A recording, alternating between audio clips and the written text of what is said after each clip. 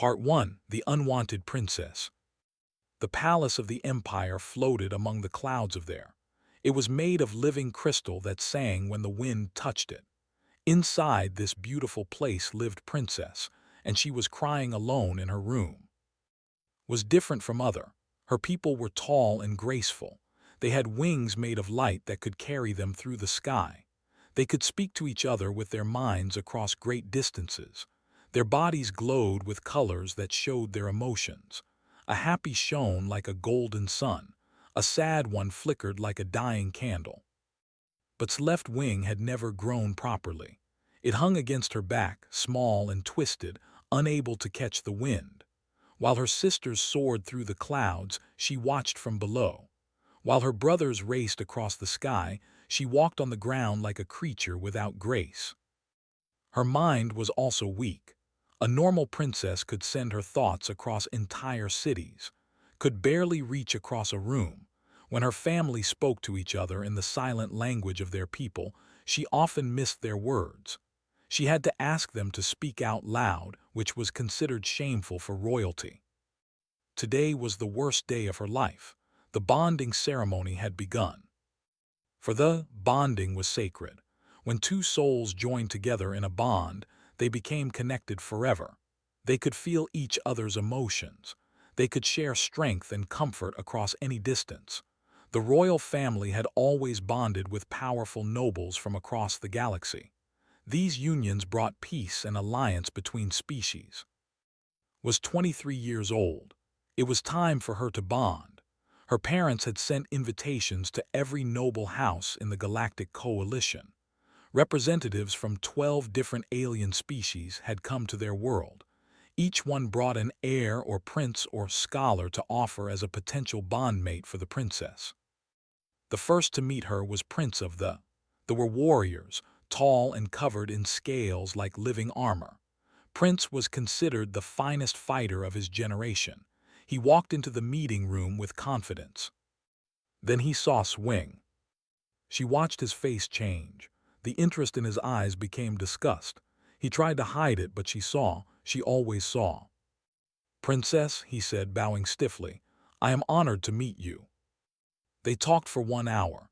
He asked her about her abilities, her training, her health. With each answer, his frown deepened. When the hour ended, he stood quickly. "I must speak with my father," he said. "I will give you my decision tomorrow." The next morning, a message came.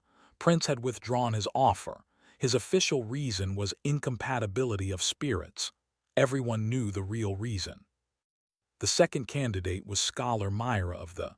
They were beings of pure logic. They had evolved beyond emotion long ago. Myra examined like a scientist studying a broken machine. "Your genetic profile shows significant defects," Myra said, not unkindly. "A bond with you would produce offspring with a 63% chance of similar disabilities. This is not acceptable for my lineage. I must decline." Thanked her for her honesty. What else could she do? The third candidate did not even stay for the full meeting. The fourth sent a servant to reject her. The fifth looked at her wing and laughed out loud before walking away. Day after day, the rejections came. Some were polite. Some were cruel. One prince from the empire told her that bonding with her would be an insult to my ancestors. Another said his people would never accept damaged goods as a royal mate. High Chancellor watched all of this with barely hidden pleasure. He was uncle, her father's brother. When the old emperor had died 3 years ago, had wanted the throne. But the law was clear. His mother empress would rule until came of age. Had always hated. Her disability embarrassed him. He believed she made the family look weak. If she failed the bonding ceremony, if she was declared unbonded, her claim to the throne would be weakened. Then perhaps he could finally take what he believed should be his. On the 6th day, stopped attending the meetings herself. She sent recordings instead, holograms of herself that smiled and spoke while she hid in her room. Her mother came to see her that night. Empress was old now, her light dimmer than it used to be, but her eyes were still sharp with intelligence and love. She sat beside her daughter on the bed. "You cannot hide forever, little star," she said. "Why not?" asked. "They all reject me anyway. Why should I sit there and watch them do it?" "Because you are a princess of the... Because giving up is not in our blood." "Maybe it should be," looked at her withered wing. "Maybe I should just accept what I am, broken, unwanted, a mistake." Grabbed her daughter's face with both hands. Her grip was surprisingly strong. "You are not a mistake," she said fiercely. "You are my daughter. You are the heir to 10,000 years of history, and you are stronger than any of those fools who rejected you. Strength means nothing if no one wants me. The ceremony is not over yet. One delegation remains." Laughed bitterly. "The humans, mother, they sent a nobody, not a prince, not even a noble, just some minor diplomat who walks with a limp. They are mocking us." "Perhaps," admitted, "or perhaps they are the only ones who did not judge before they arrived." She kissed her daughter's forehead. "Give them a chance, little star. Give yourself a chance. One more day, that is all I ask." After her mother left, sat in the darkness of her room. She let her light fade until she was nearly invisible. This was something she had learned to do as a child, making herself small and dark so others would not stare at her wing. Tomorrow was the last day. Tomorrow she would meet the human, and he would reject her like all the others. Then the ceremony would end, and she would be declared unbonded for all the galaxy to know. She wondered if it would hurt less if she simply expected nothing. She closed her eyes and tried to sleep, but sleep would not come. Instead, she lay awake and watched the moons rise through her window, their cold light offering no comfort. Somewhere in the guest quarters of the palace, a human named Park was also unable to sleep. He was reading files about the princess, and the more he read, the more he felt something strange growing in his chest. He recognized something in her story, something familiar, something that felt like looking into a mirror. Tomorrow he would meet her, and he already knew somehow that everything was about to change. Part 2, an unexpected question. Park had never expected to travel among the stars. He was born in a small fishing village on Earth, the son of a boat mechanic and a school teacher. His family was poor but happy. His childhood was simple and good. Then the accident happened. He was 7 years old when a fishing net pulled him into the machinery on his father's boat. The gears crushed his left leg before anyone could stop them. The doctors saved his leg, but they could not fix it completely. He would walk with a limp for the rest of his life. After that, everything changed. The other children looked at him differently. Some were cruel. They called him names and pushed him down. Others were worse. They pretended he did not exist, as if his broken leg had made him invisible. His teachers told him to accept his limitations. "You cannot be a soldier," they said. "You cannot be an athlete. You cannot be anything that requires a strong body. Find something else." But was stubborn. His grandmother, a tiny woman with silver hair and fierce eyes, had taught him that stubbornness was a gift. "The world will try to put you in a box," she told him when he was young. "It will tell you what you can and cannot be. Do not listen. Broken things let the light through in interesting ways." He never forgot those words. Studied hard. He learned languages because his body could not run races.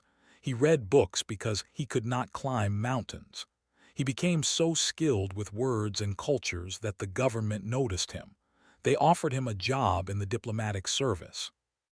That was how a poor fisherman's son with a bad leg ended up traveling to an alien world to attend a royal ceremony. He was not supposed to be here, of course.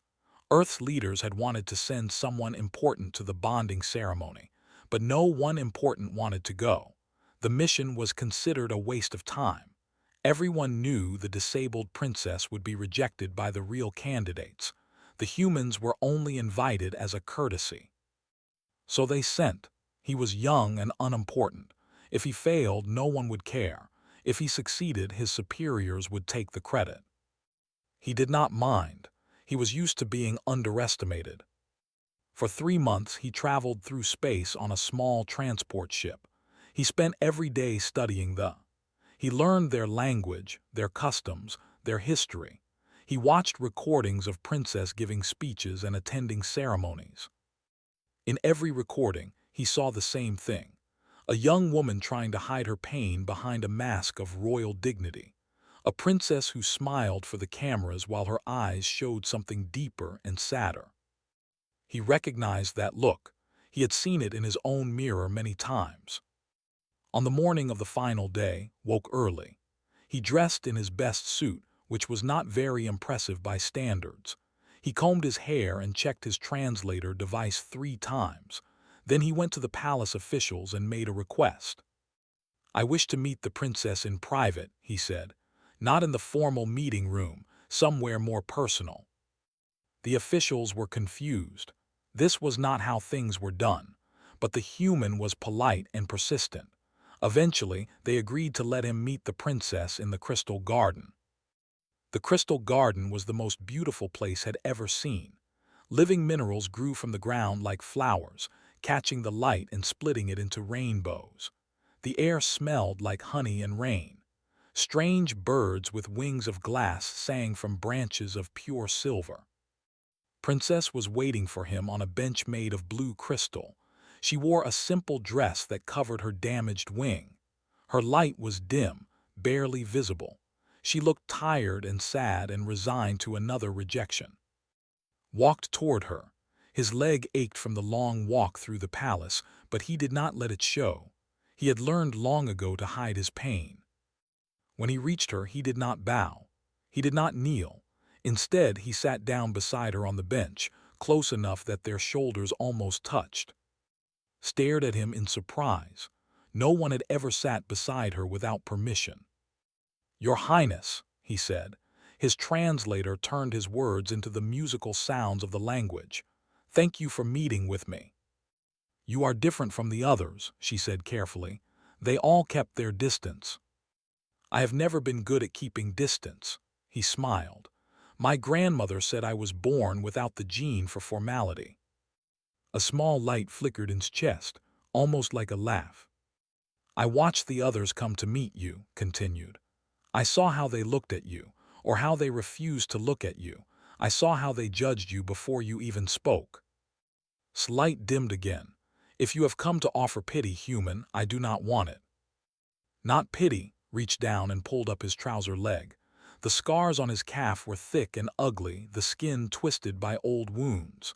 Understanding, maybe, or recognition. Stared at his leg. She had never seen a human body before, but she could tell that this was not how it was supposed to look. "On my world," said, "I was told I would never be anything important. They said I was damaged goods, broken, limited." He pulled his trouser leg back down. "But my grandmother taught me that broken things have their own kind of strength. They have survived something. They know pain.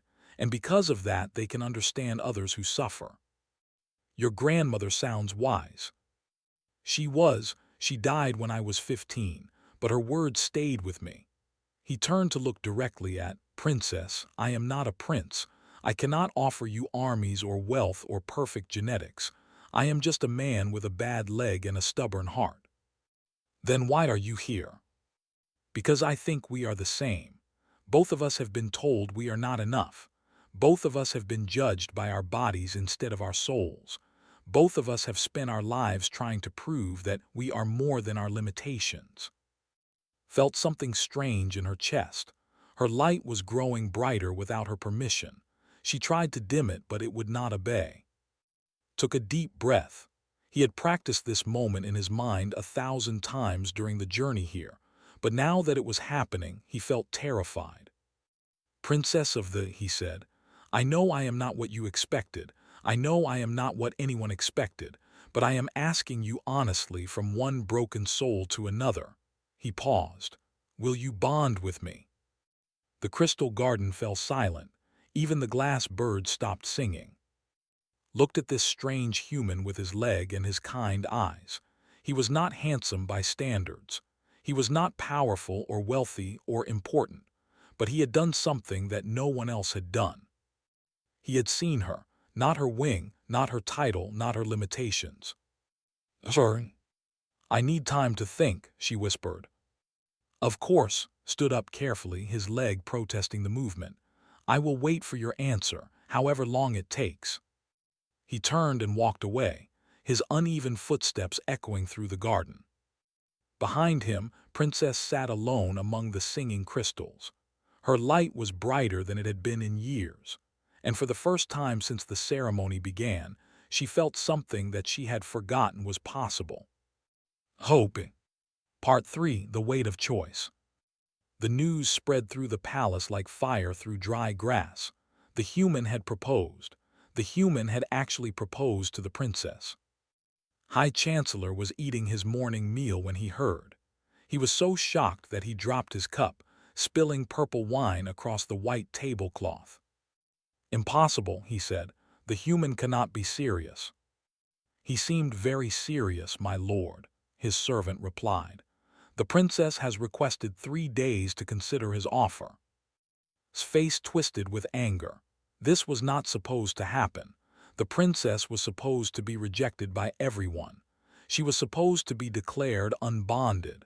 Her shame would have weakened her claim to the throne, giving the chance he needed to take power. But if she accepted the human's proposal, everything would change. She would be bonded. She would keep her position. All of his plans would be ruined. He pushed away from the table and stood. "Gather the council," he ordered. "We must stop this madness." In her chambers, sat by the window and watched the clouds drift past the palace. She had not slept since meeting the human. Her mind kept returning to his words, to his scars, to the way he had looked at her without disgust or pity. A knock came at her door. Before she could answer, her uncle walked in without permission. Said, his voice smooth and cold, "We need to talk about this human." "Uncle," she did not stand to greet him. "I do not remember inviting you." "Some matters are too important for invitation." He walked to her window and stood beside her, looking out at the clouds. "You cannot seriously be considering this proposal." "Why not?" "Why not?" laughed. "Because he is a nobody. Because humans are primitives who barely discovered space travel a century ago. Because bonding with him would make our family a joke across the entire galaxy." "The other candidates rejected me, uncle." "He did not." "That is because he has nothing to lose. He is desperate. His people sent him because no one important wanted to come. This proposal is an insult dressed up as romance." His light flickered with anger. "He was kind to me. He understood me." "He manipulated you," turned to face her, his expression serious. "I know I have not always been warm to you, but I am your uncle. I want what is best for our family, and this human is not it." "What would you have me do? Be declared unbonded? Live in shame forever?" "There are other options. We could delay the ceremony. We could search for new candidates. We could." "Enough," stood up, her damaged wing shifting against her back. "The law is clear. I have 3 days to make my decision. I will use those 3 days. You will not interfere." His eyes hardened. "You are making a mistake, niece." "Perhaps, but it is my mistake to make." After left, called for the palace archive keeper. She wanted to learn everything she could about humans. The archive was a vast room filled with glowing crystals that held millions of years of knowledge. The keeper, an old named, led her through the sections until they found the records on Earth. "Humans are a young species," explained. "They have only been part of the coalition for 30 years. Most other species consider them unimportant." "What do you know about them?" Touched a crystal, and a hologram appeared in the air. It showed a planet of blue oceans and green lands. "They evolved on a harsh world," the keeper said. "They have no natural weapons, no claws, no armor, no venom. They cannot fly or breathe underwater. Their senses are weak compared to most species. By all logic, they should have died out long ago. But they did not. No, they survived through stubbornness and creativity. When they faced a problem, they invented solutions. When one method failed, they tried another. They spread across their world, then into their solar system, then into the stars. Paused. They are survivors, Princess. Perhaps that is worth something. Spent hours in the archive, reading about human history. She learned about their wars, their art, their science. She learned about how they treated their disabled and different members. It was a complicated history, full of cruelty but also full of progress. She found records of humans who had been told they were broken. Some had created great art. Others had built great empires. Many had simply lived quiet lives, loved by their families and friends, valuable not for what they could do but for who they were. On the second night, her mother came to visit. Empress sat beside her daughter in the archive, surrounded by the glow of ancient knowledge. "Have you made your decision?" asked. "Not yet," stared at a hologram showing a human family. A father with a missing arm was holding a baby while his wife looked on with love. "Mother, were you afraid when you bonded with father?" "Terrified," smiled at the memory. "He was not my first choice, you know. He was a minor noble from a poor house. The council said he was unsuitable. My own mother refused to attend the ceremony." "But you bonded with him anyway." "Yes, because when he looked at me, he did not see a princess or a political opportunity. He saw me, a young woman who was scared and lonely and desperate for someone to understand her." Her light softened with old love. "He was the only one who ever asked me what I wanted instead of telling me what I should want." "The human asked me," said quietly. "He asked me if I would bond with him. He did not demand or expect, he asked." "And what do you want, little star?" Was silent for a long moment. When she spoke, her voice was small. "I want to be seen. I want to be loved for who I am, not despite what I am. I want a partner who understands pain and struggle and still chooses hope." She looked at her mother. "I want what you had with father." "Then perhaps you have already made your decision." "The council will never accept it, will try to stop me." "The council serves the throne, not the other way around, and can try whatever he likes. He will fail." Took her daughter's hand. "You are stronger than you know. Your wing may be broken, but your spirit is not." On the morning of the third day, woke before dawn. She dressed in her finest gown, one that did not hide her damaged wing but displayed it openly. She let her light shine as bright as it could, which was not very bright, but it was hers. She walked to the window and watched the sun rise over her world. In a few hours, she would enter the grand ceremony hall. She would stand before the entire galaxy and announce her choice. She was terrified, but she was also ready. Somewhere in the guest quarters, Park was also awake. He stood by his own window, watching the same sunrise. He did not know what the princess would decide. He did not know if he had made a terrible mistake by proposing. All he knew was that he had been honest with her. He had shown her his scars and his soul. Whatever happened next was out of his hands. But he hoped. Against all logic, against all expectation, he hoped. And sometimes hope is enough. Part 4. The Bonding. The Grand Ceremony Hall was the largest room in the palace. Its walls were made of crystal so pure that you could see the clouds outside. Its ceiling rose so high that birds could fly beneath it. 1,000 guests could stand inside without feeling crowded. Today it held 10,000. They had come from across the galaxy to witness the end of the bonding ceremony. Nobles from 12 species filled the hall. Holographic cameras floated in the air, broadcasting the event to billions of viewers. Every eye was focused on the raised platform at the center of the room. High Chancellor stood on that platform, dressed in ceremonial robes of silver and gold. He looked pleased with himself. Everyone knew the princess would be declared unbonded today. Everyone knew that the human's proposal was a joke. "Citizens of the Empire," announced, his voice filling the hall, "we gather today to conclude the bonding ceremony of Princess, heir to the Crystal Throne." The crowd murmured. Some looked toward the entrance, waiting for the princess to appear. As you know, continued, the princess has received proposals from representatives of many noble houses. After careful consideration, all suitable candidates have withdrawn their offers. He paused, letting the words sink in. Suitable candidates. Everyone understood what he meant. The human was not suitable. Therefore, it is my duty as High Chancellor to declare. The great doors of the hall swung open. Princess walked through them. She moved slowly with dignity, her head held high. She wore a gown of deep blue that matched the color of Earth's oceans. Her damaged wing was visible, not hidden. Her light glowed soft and steady.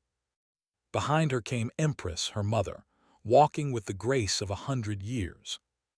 The crowd fell silent, climbed the steps to the platform and stood facing her uncle. His pleased expression had vanished. In its place was confusion and a hint of fear. "Princess," he said carefully, "I was about to announce the conclusion of the ceremony." "I know what you were about to announce, uncle." His voice was calm but strong. "But you are mistaken. The ceremony is not over. There are no suitable candidates remaining." "There is one." She turned to face the crowd. "I have made my choice. I accept the proposal of Park of Earth." The hall exploded with noise. Shocked gasps, angry shouts, confused murmurs. The prince who had rejected laughed out loud. Several nobles looked horrified. The holographic cameras zoomed in on the princess's face. His expression twisted with fury. "This is absurd. The human is not a noble. He is not even worthy to stand in this hall. The law states that any formal proposal made during the ceremony may be accepted," replied. "It says nothing about noble blood. Or did you wish to change 10,000 years of tradition, uncle?" Opened his mouth to argue, but Empress stepped forward. "My daughter speaks the truth," said. Her voice was quiet, but it silenced the crowd immediately. Everyone respected the old Empress. "The law is clear. The princess may accept any proposal, unless the Chancellor wishes to challenge the law itself." Looked around the hall. He saw the faces of the crowd. He saw the uncertainty in the eyes of his allies. He saw that he had already lost. "Bring the human," he said through gritted teeth. Guards went a-fetch. The minutes that followed felt like hours. The crowd whispered and stared, stood alone on the platform, her light flickering with nervousness. Then the doors opened again. Park walked into the hall. He wore a simple black suit, the best clothes he owned. He walked slowly because of his leg, but he did not try to hide his limp. He looked at the thousands of alien faces watching him, and he did not look away. When he reached the platform, he climbed the steps and stood beside. They looked at each other, and something passed between them. Understanding, recognition, hope. "The bonding will now proceed," said, his voice bitter, "if it even works." The bonding was a sacred ritual. Two would touch their foreheads together and open their minds. Their psionic energy would flow between them, creating a connection that would last until death. It was beautiful and powerful and ancient. But humans had no psionic ability. Their minds were closed, solid, impossible to read. The bonding had never been attempted between and a human. Most believed it was impossible. Turned to face, she was trembling slightly. "Are you ready?" "I think so." He smiled, but she could see fear in his eyes. "What do I do?" "Just open yourself to me. Let down your walls. Think of nothing but connection." "That sounds difficult." "It is." She reached out and took his hands. "But I believe in you." They pressed their foreheads together. At first, nothing happened. Reached out with her limited psionic ability, searching for mind. She found only darkness, a wall of silence where a mind would have been open and bright. The crowd began to whisper, smiled, but was trying. He remembered his grandmother's words about broken things letting light through. He thought about all the times he had been rejected, all the times he had been told he was not enough. He thought about her courage, about the way she had shown her damaged wing to the entire galaxy. And then he stopped thinking entirely. He simply opened his heart. Something happened that no one could explain. Psionic reach met something in. It was not psionic energy. It was something else, something warm and stubborn and unbreakable. It was human will, human love, human hope. It was enough. The bond formed. Light exploded from both of them. Not just light, but something new, something that had never existed before. It was purple and gold and blue all at once. It filled the hall and washed over the crowd. People gasped and cried out in wonder. When the light faded and stood holding hands, their eyes were different now, deeper, connected. They could feel each other in ways they had never felt anyone before. The crowd was silent. Then slowly someone began to clap. It was a young noble in the back of the hall. Then another joined, and another. Soon half the hall was applauding. Not everyone. Many nobles looked angry or confused. The prince had stopped laughing. The scholar was frantically checking her instruments, trying to understand what had just happened. But enough people were clapping, enough people were smiling. Empress stepped forward and raised her hands for silence. "The bond is complete," she announced. "Princess has chosen her mate. From this day forward, Park of Earth is a prince of the Empire." His face was white with rage. His plans had failed. The princess was bonded. His path to the throne was blocked. But he was not finished, not yet. "This is not over," he whispered, so quietly that only could hear him. "This bond is an abomination. I will find a way to undo it." Looked at her uncle with new eyes. Through the bond, she could feel strength supporting her. She was not afraid anymore. "You can try, uncle," she said, "but you will fail." She turned to her bondmate, to the human who had asked a simple question and changed everything. "Are you all right?" she asked. Smiled, his leg hurt. His head was spinning. He could feel some emotions flowing through him like a river of light. "I am better than all right," he said. "I am complete." They walked down from the platform together, hand in hand, while the galaxy watched in wonder. The impossible had happened. And it was only the beginning. Part 5. What came after? 3 years had passed since the bonding ceremony. The galaxy had not stopped talking about it. Some called it a miracle. Others called it a mistake. Scientists wrote papers trying to explain how a human could form a psionic bond. Philosophers debated what it meant for the nature of the soul. Religious leaders claimed it proved that all species were connected by something deeper than biology. Princess did not care about the debates. She was too busy being happy.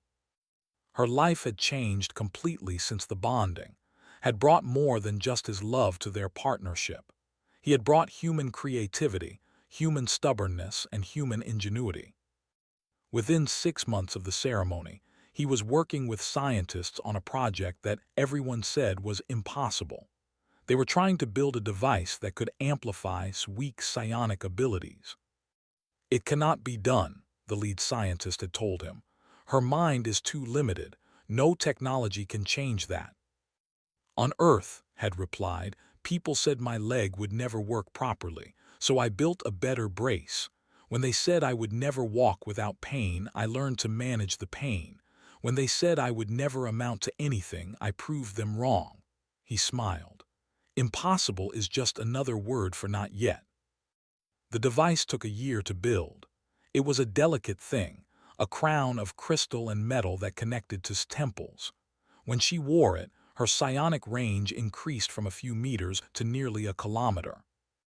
It was still not as strong as a normal, but it was enough. She could attend council meetings without struggling to hear. She could speak to her children from across the palace. She could lead her people without limitations. Speaking of children, they had 3. The first was a boy named. He was born with both wings perfect and strong.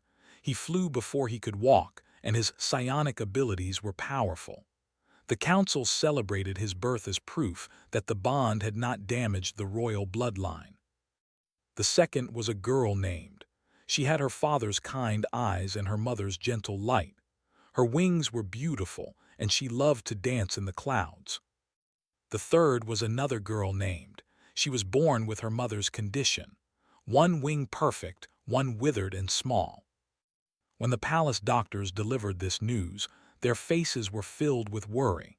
They expected sorrow and disappointment. Instead smiled. "She will let the light through in interesting ways," he said. Held her daughter close and let her light glow with love. Through the bond felt her joy and pride. There was no sadness, no shame, only love. "She will be strong," said. "Like her father, like me. She will face challenges, but she will overcome them." And she did. High Chancellor did not give up easily. In the third year after the bonding, he made his move. He gathered supporters among the noble houses who still believed the human was unworthy. He spread rumors that the bond was fake, that was manipulating the princess, that their children were abnormal.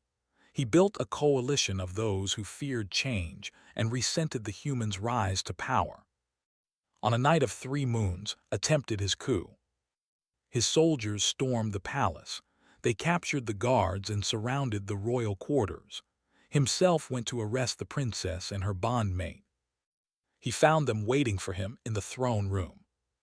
"Uncle," said calmly, "I was wondering when you would try this." Was shocked. "How did you know?" "Because you are predictable." She gestured to the shadows around the room. "And because my husband is not." Figures emerged from the darkness. Human figures. Diplomats, merchants, soldiers, and engineers who had come to the world over the past 3 years. They had built a network of loyalty and information. They had watched every move. "Humans are survivors," said, stepping forward. "We learned long ago that knowledge is power, and we are very good at gathering knowledge." Looked around wildly. His soldiers were surrounded. His allies had been arrested. His coup had failed before it even began. "This is treason," he sputtered. "I am the High Chancellor. I am blood of the royal family." "You are a man who let his ambition destroy his honor." Empress emerged from behind the throne, her light cold and terrible. "You are no longer Chancellor. You are no longer welcome in this palace. You are exiled from the forever." Was dragged away, screaming threats and promises of revenge. He would spend the rest of his days on a distant colony world, forgotten and powerless. The council was reformed after that night. The nobles who had supported were removed. New members were chosen, some from common families who had never held power before. One seat was even given to a human advisor, the first non to serve on the council. But the changes reached far beyond the empire. Across the galaxy, people heard the story of Princess and her human bondmate. They heard about the disabled princess who had been rejected by everyone until a limping human asked for her hand. They heard about the impossible bond that proved love was stronger than biology. And something began to change. On a dozen worlds, those who had been called broken or limited or unworthy began to speak up. They pointed to the crystal throne and said, "If them, why not us?" Parents of disabled children found hope. Young people who had been told they would never amount to anything discovered new courage. A movement was born. It did not have a name at first, but eventually people began calling it the Light Way. Its followers believed that every person had value, regardless of their limitations. They believed that broken things could still shine. On the 20th anniversary of the bonding, the Empire held a great celebration. Visitors came from across the galaxy to honor the royal couple, and stood on the balcony of the Crystal Palace looking out at the crowds below. Their children played in the gardens, was teaching a new flying trick, was watching from the ground cheering them on. "Do you ever regret it?" asked. It was a question she asked sometimes, always receiving the same answer. "Never," said, "not once, not for a single moment." She leaned against him, her damaged wing brushing against his leg. Through the bond, they could feel each other's contentment. After 20 years, the connection was deeper than ever.